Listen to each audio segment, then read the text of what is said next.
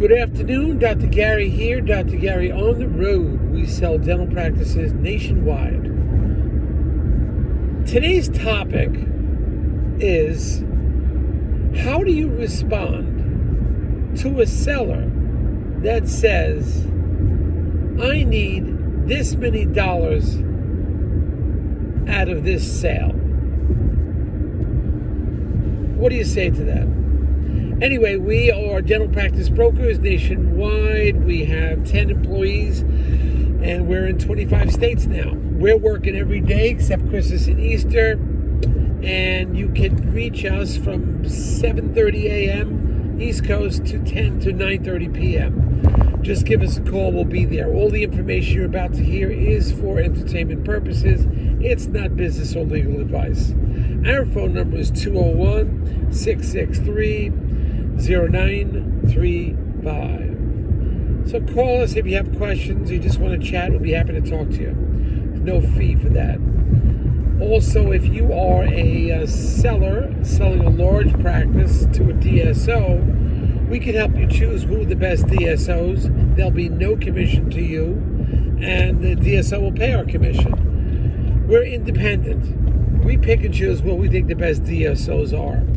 If you work with us, sometimes, based on certain criteria, you can also get all legal fees reimbursed upon successful closing. So give us a call. We can talk to you about that. Anyway, so how do you respond when the seller tells us, I need this blank number of dollars, this many dollars out of this deal. This is what I need. Well, the answer to that is very simple. What you require, Dr. Seller, out of a deal has nothing to do with the value of a deal. That's simply your personal request, what you need out of it. Well, and we hear this all the time. I need blank number of dollars out of this deal. Well, that's great that you have at least a focus on what your needs are, but your needs have nothing to do with the value of the practice. Your practice is based on market value, cash flow. Just because you need $80,000 more than the market price or the market value, we can't help you with that. We could try and wait to see if we have somebody that will pay you that amount of money, but we're not there yet. With most practices, the buyer is going to listen to the bank is going to dictate how much they'll lend, and that's the price of the practice. What the buyer is willing to pay for it, what the seller is willing to let it go, and what the bank's willing to finance, and what their appraisal is. You just got to listen to that. But many times, sellers insist, I need this amount out of it. Second scenario, we have a doctor that put $520,000 into the practice within the last year.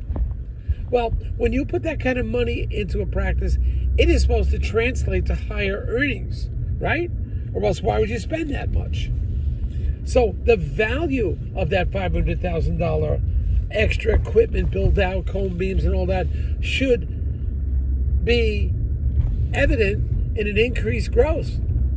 So just because you put $400,000 or $500,000 in doesn't mean the value is worth that much more. Certainly it has a little more marketability, that's for sure. And if a buyer was looking for that specific equipment, we may be able to okay there, and the buyer's willing to spend some extra money, but it doesn't make it more valuable. Do you see what I mean? So the seller that just spent $500,000 doesn't mean we're going to get $500,000 on top of the sale price of the practice, because people respond. If you put $500,000 in, it should yield more money to the practice, even though it looks beautiful and the doctor relaxes more. But the equipment should be more efficient. It should be able to turn out more work, and that's your answer. Or wait a couple years, or don't do the renovations at all.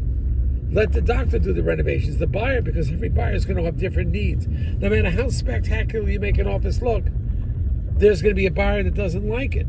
So you don't want to spend all that kind of money. I would not have recommended anybody spending $500,000 and then trying to sell the practice. I don't think that is a wise investment. But one doctor did it, so we'll have to do the best we can. That doesn't mean you can't find somebody out there willing to overpay. It is possible. But generally, it's more challenging, and you shouldn't be spending that money. Anyway, those are just some tips for you. Those are some tips for you today. Thank you.